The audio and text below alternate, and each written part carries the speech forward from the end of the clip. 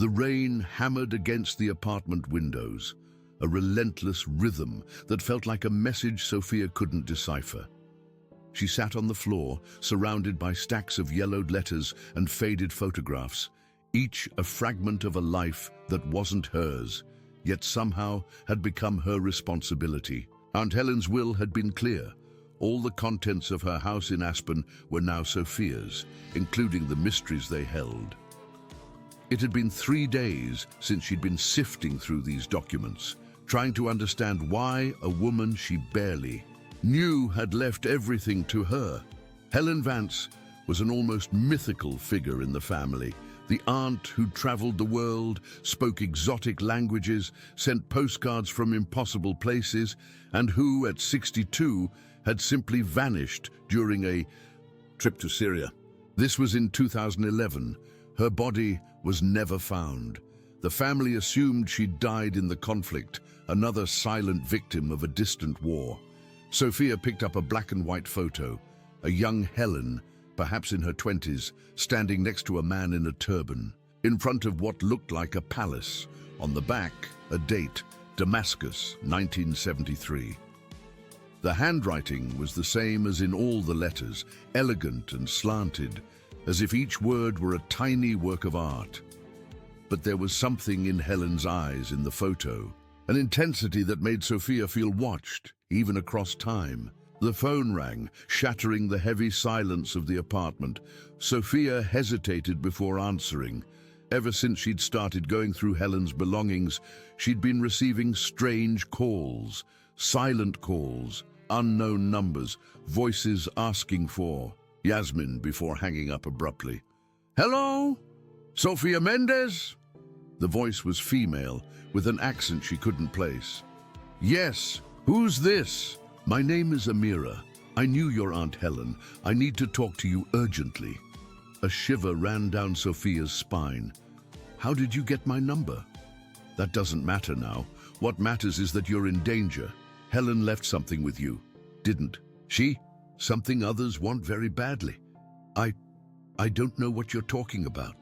"Look among the letters. Find one with the seal of a scorpion." The line went dead. Sophia stared at the phone for a long moment before hanging up. Her hands trembled slightly as she returned to the piles of correspondence. There were hundreds of letters, mostly in English, some in Arabic, others in languages she didn't recognize. It took almost an hour before she found it. A sealed envelope with a small golden scorpion seal in the bottom right corner. Inside, a single sheet of paper in Helen's handwriting. "Sophia, if you're reading this, it means they found me. Forgive me for dragging you into this, but you're the only one I can trust. The ring I left with you isn't just jewelry, it's a key, the key to the sanctuary of eternal tears. They'll try to convince you it's for the greater good. Don't believe it, never believe it. The truth is buried in the desert where the stars touch the earth. Trust only the one who knows the name that cannot be spoken. Yasmina was only the beginning." Sophia reread the letter 3 times before searching for the ring. Helen had left several pieces of jewelry, but only one stood out, a silver ring, with a dark blue stone that seemed to contain moving stars. When she first touched it days ago, she'd felt a strange sense of recognition, as if she'd worn it before. The phone rang again. This time, Sophia answered immediately. "Found the letter?" It was the same voice, Amira. "Who are you? What do you want with me?" "I was a friend of Helen's. We worked together, on special projects, let's say. She told me about you years ago, said you were special, that you had the gift." "What gift?" "The same one she had, the same one all the women in your lineage have. The ability to see beyond the veil." Sophia felt her throat go dry. "You're talking about witchcraft?" Amira laughed, but there was no humor in the sound. "Witchcraft is too small a word for what you can do. Helen discovered something terrible in Syria, something certain people would kill to keep secret. She told me that if anything happened to her, I should look for you." "Why should I believe you?" "Because you're already feeling it, aren't you? The calling. The dreams of deserts and palaces, the voices whispering your name at night, Helen told. Me, it would start like this. Sophia dropped the phone. How could Amira know about the dreams? For weeks, she'd been waking up with vivid images of ancient temples, of women in white walking in procession under a starlit sky. And there were the voices, whispers in unknown languages that seemed to come from the walls of the apartment itself. She picked up the phone again, but the line was dead. She dialed the number back, but a recording said it didn't exist. That night, Sophia couldn't sleep. She lay in bed, staring at the ring on her nightstand, its blue stone pulsing softly in the darkness. Every time she closed her eyes, she saw Helen's face, younger, whispering words she couldn't understand. And there was something else. A feeling that she was being watched, that unseen eyes followed her even in the privacy of her room. Around 3 in the morning, she heard a noise in the living room. Soft footsteps, almost imperceptible. Sophia grabbed the ring and slipped it onto her finger. An instinctive decision she couldn't explain. Immediately her vision shifted. The darkness became translucent, and she could see 2 figures moving carefully among the furniture. Men dressed in black, their faces covered by simple masks. One held a syringe, the other silently shuffled through Helen's papers. Sophia stifled. A scream. How had they gotten in? She was certain she'd locked all the doors. She grabbed her phone and started dialing 911, but stopped when she heard one of the men whisper in Arabic. Her mind inexplicably translated the words, "She's here. Get her alive." Survival instinct took over. Sophia slid off the bed and crawled to the window. Her apartment was on the 3rd floor, but there was a fire escape outside. She'd noticed it when she moved in, but never considered using it. Now it seemed her only chance. She opened the window slowly, thankful for the strong wind that masked the noise. The rain had stopped, but the metal of the fire escape was slick. Sophia descended, step by painstaking step, her heart pounding so hard she was sure the men could hear it. She reached the ground and ran down the deserted street. Her pajamas offered no protection against the pre-dawn chill, but she couldn't stop. She needed to get to a safe place, but where? The police wouldn't believe her story, and she had no close friends to turn to. Then she remembered. There was a phone number at the bottom of Helen's letter, written in a different ink, as if it had been added in a hurry. Sophia stopped under a streetlight and pulled the letter from her pajama pocket. She'd had the good sense to grab it before fleeing. The number had an international prefix. She dialed it from a payphone on the main avenue. "Hello?" The voice was male, deep with a Middle Eastern accent. "Hello, my name is Sophia Miller. Helen Vance was my aunt." Silence on the other end. Then, "Yasmin." "What?" "Helen told me that if anyone called claiming to be her relative, I should say this word. Your reply will tell me if you are who we expect." Sophia felt the words spill from her mouth without knowing where they came from. "The stars touch the earth where tears are eternal." Praise be to God. She managed to get the message through. "Where are you?" "In Aspen, on a street, I don't know. Men broke into my apartment." "Listen carefully. Go to the airport, international terminal. Look for Turkish Airlines flight. 847 to Istanbul. At the counter say you need help finding Sister Fatima. They'll know what to do." "But I don't have a passport or enough money." "You will. Helen arranged everything. Go now and trust no one else." The line went dead. Sophia looked around. The street was empty, but she felt watched. Every shadow seemed to conceal a threat. Every noise made her jump. She hailed a cab and asked to be taken to the airport, keeping the ring hidden in her clenched fist. During the ride, she tried to process what was happening. A week ago, her biggest worry was deciding whether to accept a promotion at work. Now, she was fleeing unknown men, speaking passwords in languages she didn't know, and preparing to travel to the other side of the world, following instructions from a dead aunt. The airport was bustling even in the pre-dawn hours. Sophia found the Turkish Airlines counter and waited in line, each minute feeling like an eternity. When her turn came, the attendant smiled politely. "How can I help you?" I need help. Finding Sister Fatima." The woman's expression changed instantly. She looked around discreetly before leaning over the counter. "Please wait a moment." She made a quick call in Turkish, then turned her attention back to Sophia. "Do you have any documents?" "No. Don't worry, everything is arranged." The attendant handed her an envelope. Inside, a Brazilian passport with her picture. How did they get her picture? And a ticket to Istanbul. The name on the passport was Sophia Miller, but there was a visa stamp she didn't remember requesting. "The flight leaves in 2 hours. You should proceed to gate 15. Someone will be waiting for you in Istanbul." Sophia took the documents with trembling hands. "How did you get my picture?" The woman smiled but didn't answer. "Have a safe trip, Ms. Miller. And remember, only trust those who know the name that cannot be spoken." The 2 hours of waiting were agonizing.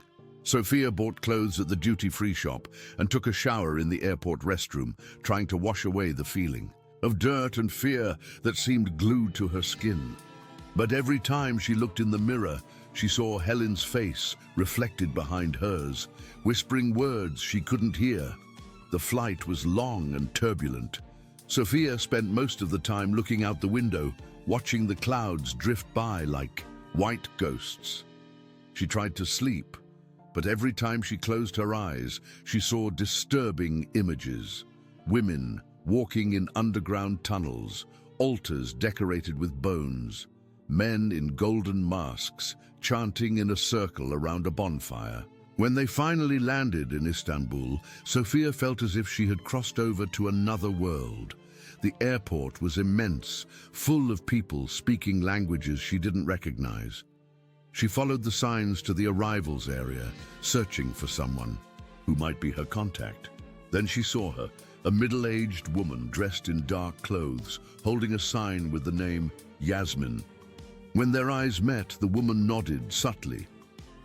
"Are you Sophia?" she asked in Portuguese with a Turkish accent. "Yes.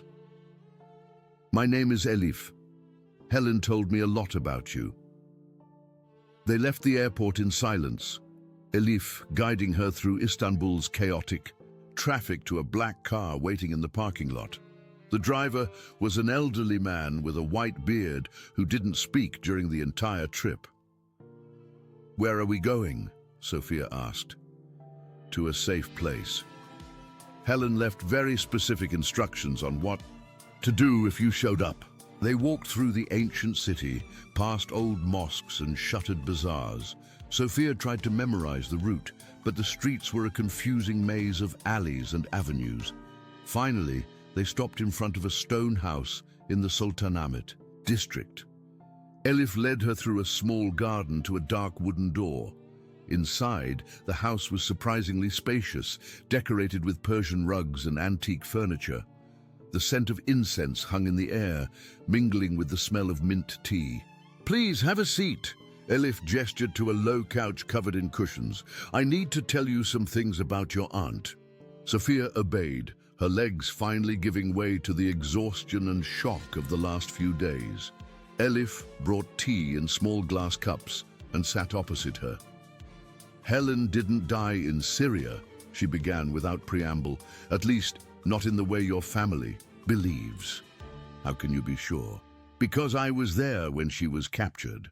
Sophia almost spilled her tea. "Captured? By whom?" "By members of a very old and very dangerous cult. They call themselves the Guardians of Eternal Tears. Helen had been investigating them for years." "Why?"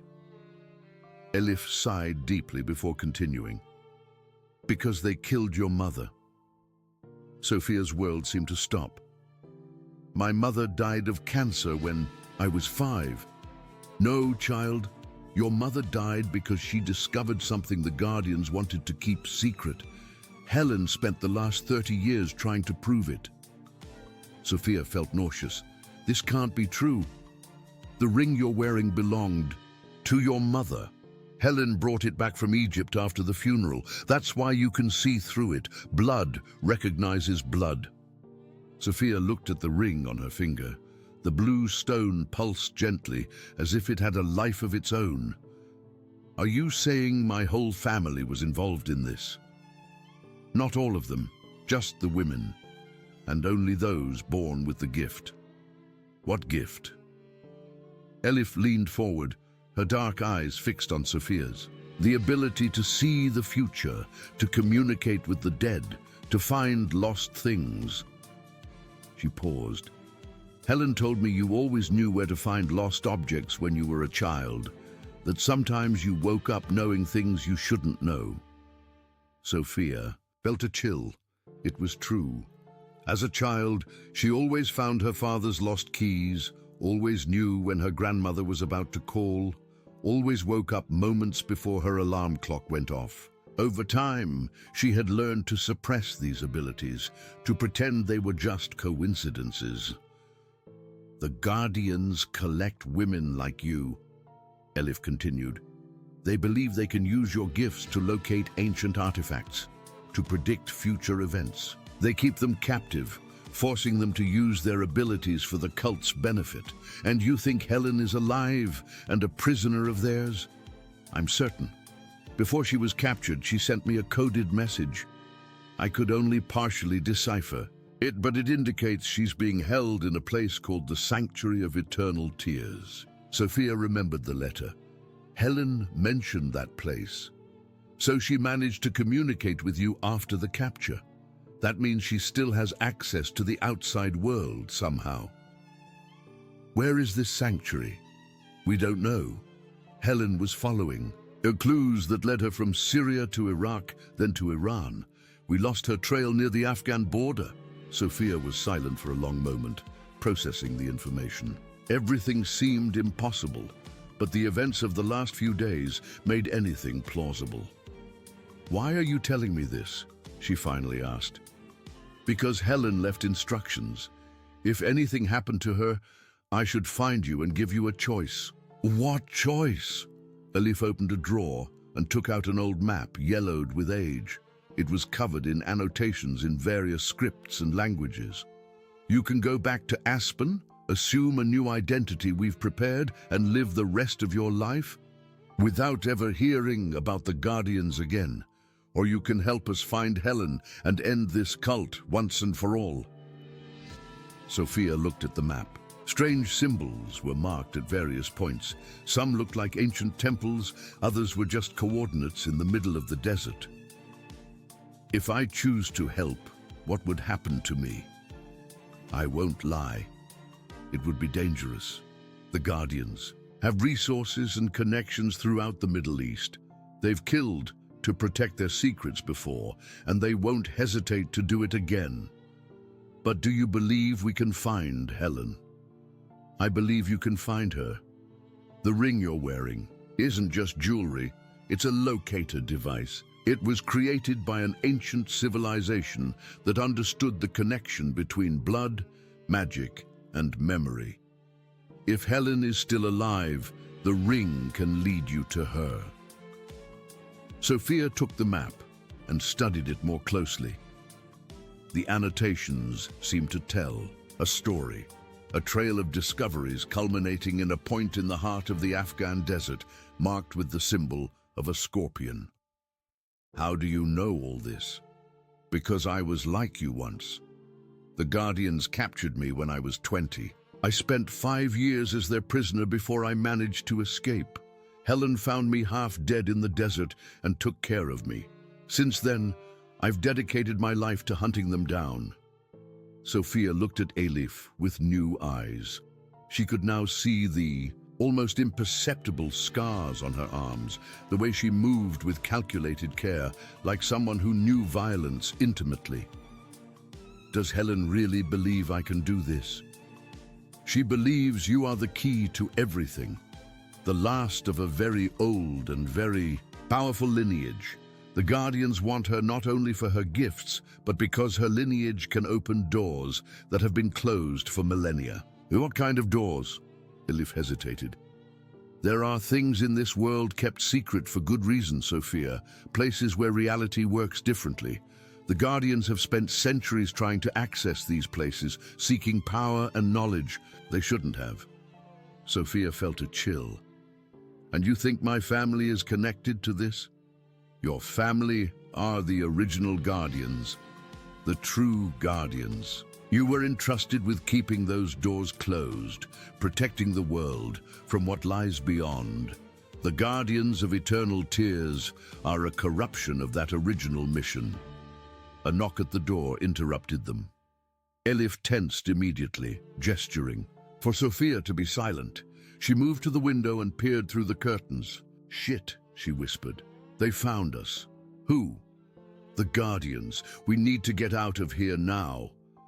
Elif grabbed a backpack hidden behind the sofa and began filling it with supplies: water, food, maps, a small pistol. She tossed Sophia some dark clothing. "Put this on quickly, we have to go out the back." Sophia changed clothes with trembling hands, hearing voices outside the house. Elif was speaking in Turkish on the phone, her voice tense and urgent. "Where are we going?" "To the airport. There's a flight to Tehran in 3 hours. From there, we'll go overland. To Afghanistan, wherever the ring leads us." They slipped out the back door, quickly crossing a dark garden to a narrow alley where another car waited. The driver was a young woman who didn't speak a word during the entire drive to the airport. Sophia looked back and saw men emerging from Elif's house, their silhouettes stark against the moonlight. One of them pointed in the direction of the car, and she was sure they had been seen. "They'll follow us," she said. "Probably. But we have an advantage. We know the destination, they don't." "How can you be sure?" Elif looked at the ring on Sophia's finger. "Because the ring only works for you. Without you, they're flying blind." Istanbul airport was less crowded in the pre-dawn hours, but there were still enough people to blend in. Elif guided them through the corridors with the confidence of someone who knew every exit and hiding place. At the gate, Sophia felt the ring grow warm on her finger. She looked around and saw a man in a dark suit watching them from a distance, speaking quietly into a cell phone. "Elif," she whispered, "I see him. Don't look at him. Act normal." But when they boarded the plane, Sophia realized the man was in the line behind them. Their eyes met for a moment, and she saw something in them that made her shudder. It wasn't just professional determination, but a hunger, as if she were prey he'd been hunting for a long time. During the flight to Tehran, Elif told more about the Guardians. They were an organization dating back to pre-Islamic times, originally devoted to the goddess Ishtar.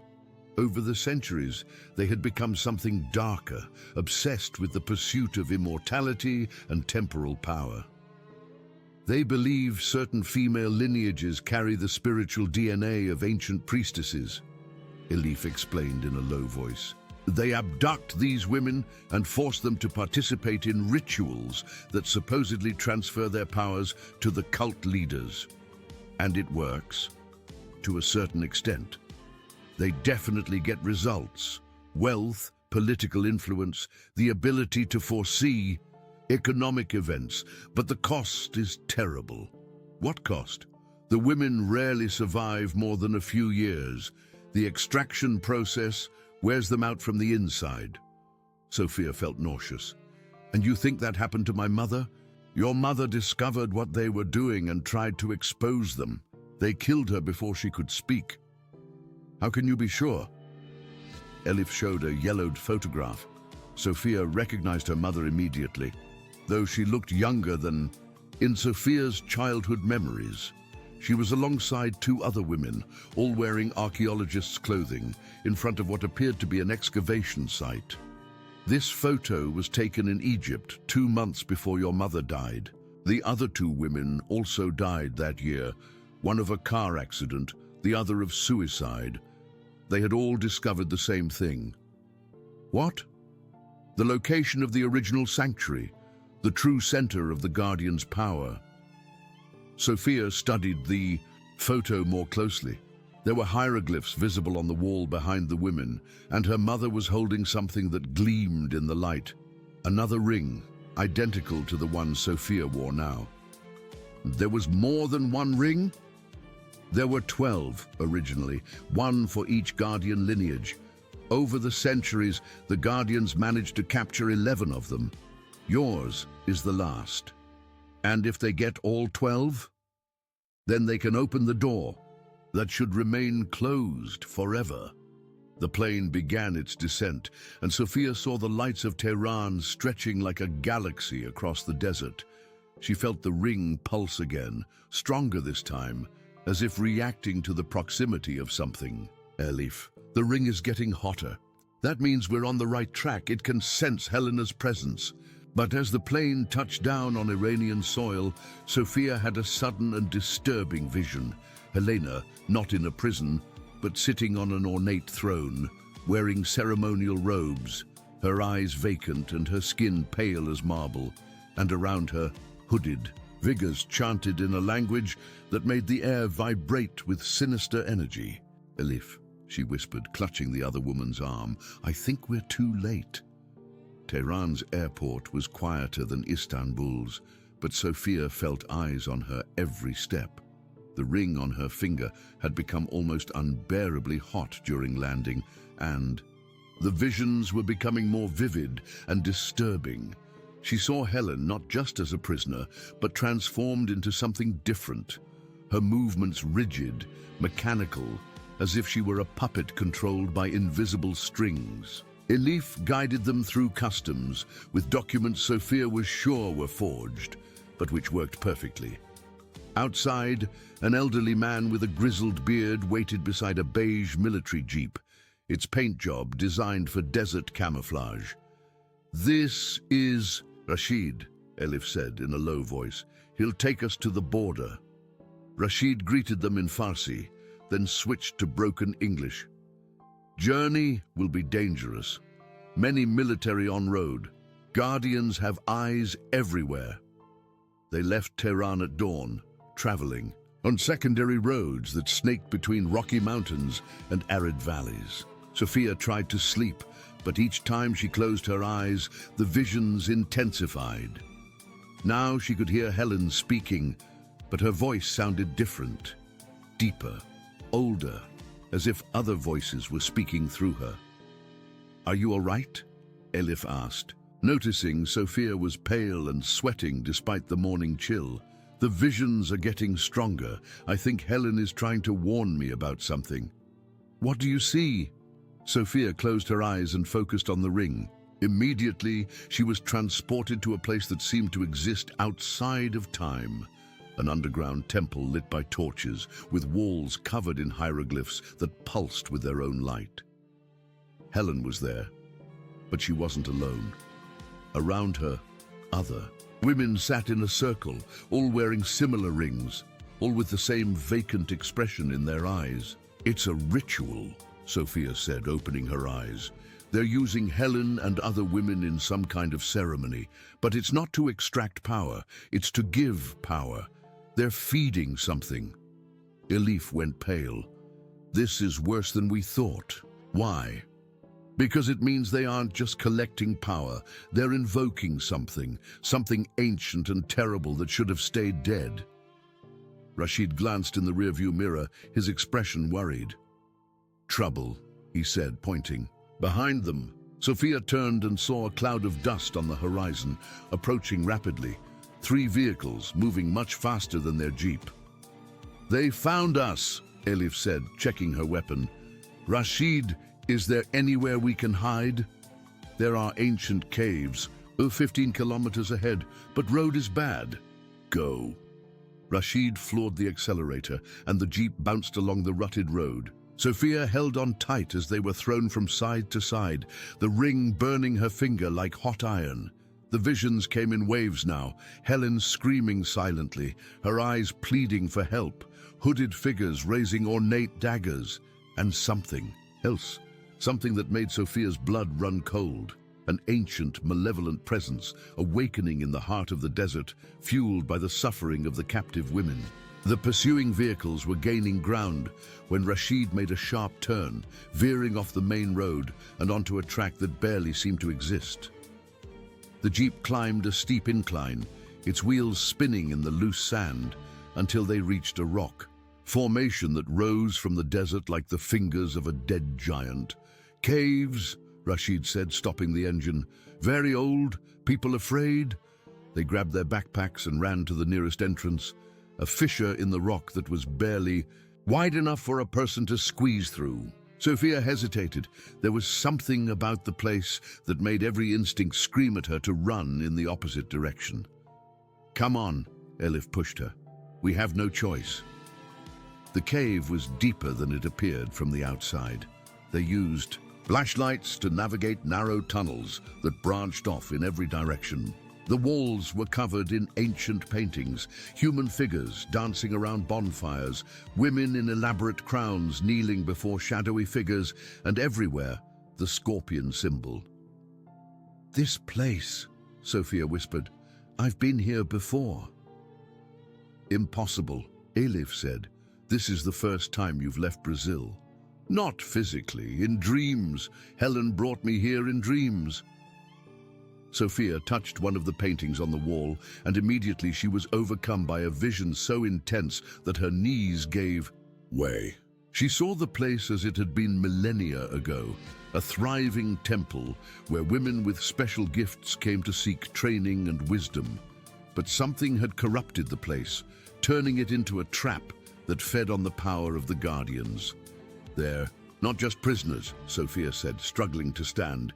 "They're being used as anchors to keep something tethered between worlds." "What thing?" Before Sophia could answer, they heard voices echoing through the tunnels. The guardians had found the entrance. Rashid gestured for them to follow him deeper into the cave.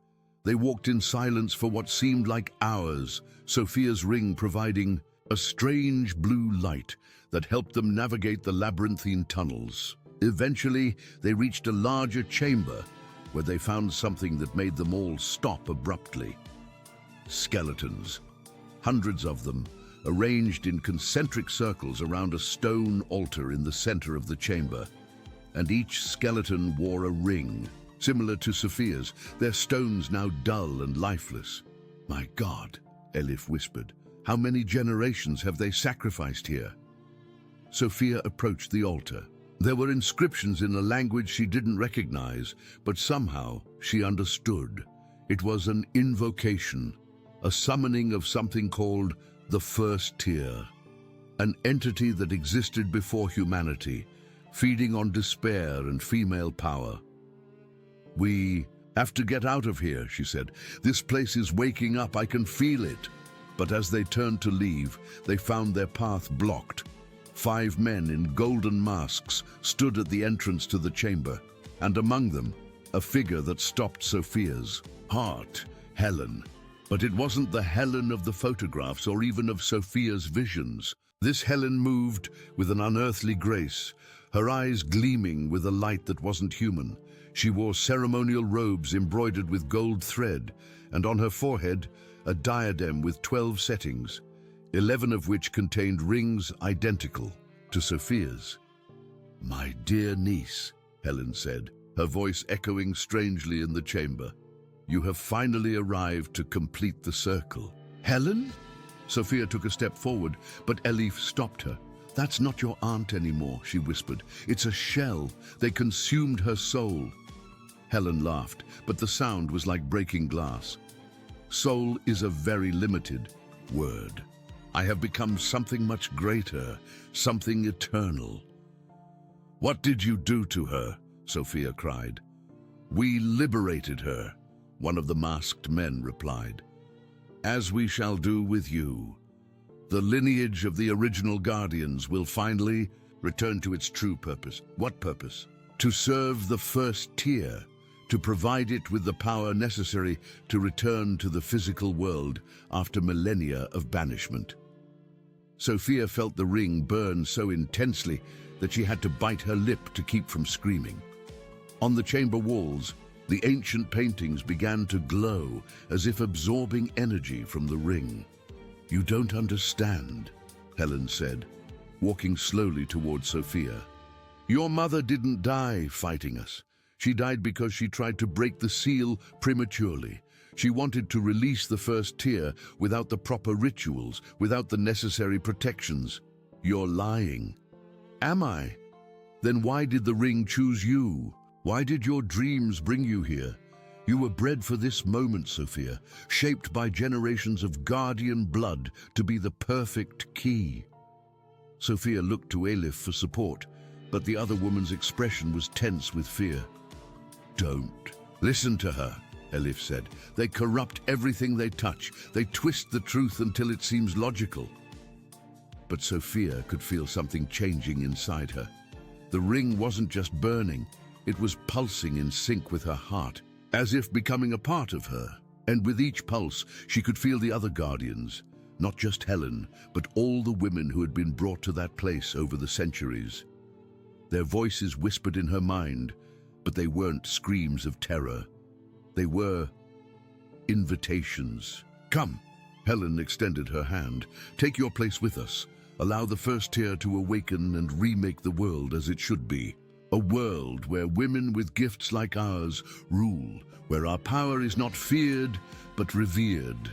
Sophia took a step forward and Elif grabbed her arm. "Sophia, no. Remember what I said about how they corrupt everything. They're offering power, but the price is your humanity." "What if she's right?" Sophia asked.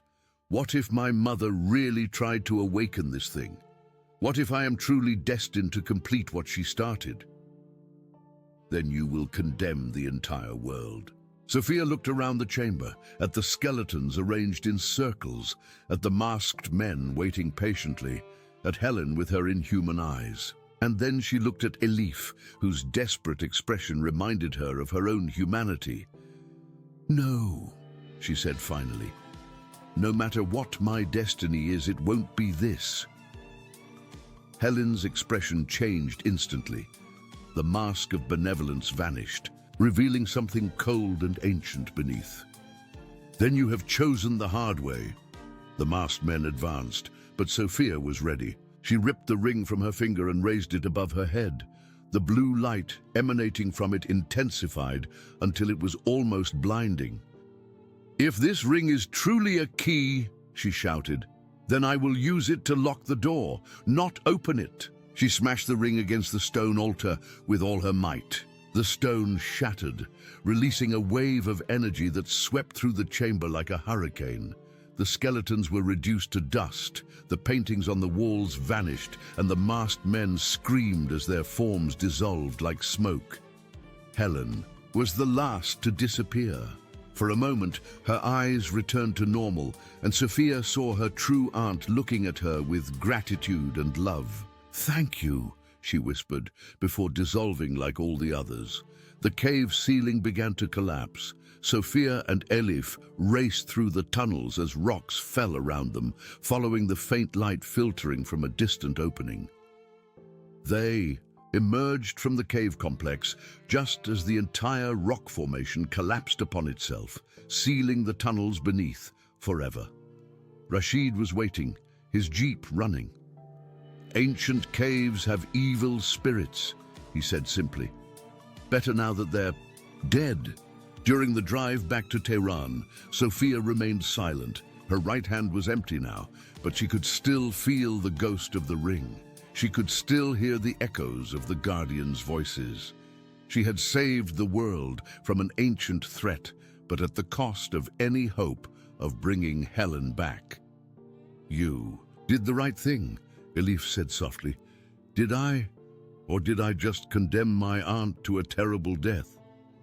Helen was already dead. "What you saw there was just a shell animated by the first tear. You freed her." Sophia nodded, but she wasn't entirely convinced. Part of her wondered if Helen was right, if she had truly been destined to awaken the entity, to use its power, to change the world. But then she remembered the skeletons, all the women who had been sacrificed over the centuries. and she knew she had made the right choice. At the Tehran airport, Elif handed her an envelope. "Clean documents," she said. "A new identity if you want it." The Guardians were severely weakened by the destruction of the sanctuary, but they still exist. You could still be in danger. Sophia shook her head. "I'm not running. If they want to find me, let them try, but I'm not going to spend the rest of my life looking over my shoulder. And your gift, can you still feel things?" Sophia closed her eyes and focused. For a moment, nothing. Then slowly, she began to perceive tenuous threads of connection, not as strong as when she wore the ring, but still present. "It's still there," she said. "Weaker, but it's still there." "Then maybe you can help other people like your aunt. Helped, find missing people, reunite families." Sophia smiled for the first time in days. "Maybe." They said goodbye at the gate. Sophia was going back to Brazil, but not to the same life she had left behind. She knew she would never be the same person. She had seen too much, lost too much, chosen too much to return to her former ignorance. During the flight back to Aspen, she slept soundly for the first time in weeks. There were no dreams of deserts or ancient temples. Instead, she dreamed of her mother, not as the victim Elena had described, but as a strong woman who had made difficult choices to protect her daughter. And behind her mother, she saw other women, generations of guardians, who had resisted corruption, who had chosen to protect instead of dominate. When she woke up, the plane was descending over Aspen. The city stretched out below her like an ocean of lights, and Sophia felt something she hadn't felt in a long time. Hope. She had lost Helen, but she had gained something more, a purpose, an understanding of who she really was and what she was capable of. In the months that followed, Sophia used her abilities subtly. She helped the police find missing children, guided lost people back to their families, sometimes even helped solve old, cold cases. She never charged for her services, never sought publicity. She was just a woman with an unusual gift, trying to do good in the world. Occasionally, she still received strange calls, voices whispering Yasmin before hanging up, or tempting offers from people who claimed to know others like her. But Sophia always refused. She had learned that some powers were safer when kept. Small, personal, human. One night, exactly 1 year after her adventure in the Middle East, Sophia was sorting through Helen's belongings that she had managed to salvage when she found something that had gone unnoticed. A small porcelain doll, hidden at the bottom of a box of photographs. The doll wore a blue dress that matched the color of the destroyed ring perfectly. When she touched the doll, Sophia had one last vision. Helen, the real Helen, walking through a field of flowers under a starry sky. She was young again, free, and she wasn't alone. Dozens of other women walked with her, all the guardians who had been lost over the centuries, finally reunited and at peace. Helen turned and waved to Sophia, her lips forming a word that Sophia somehow knew meant thank you in a language older than any human civilization. The vision disappeared, but Sophia held the doll to her chest and smiled. Her aunt was finally free, and the world was a little safer. It wasn't a perfect ending. There were still unsolved mysteries, unrevealed dangers, guardians who had escaped the destruction of the sanctuary. But it was a beginning.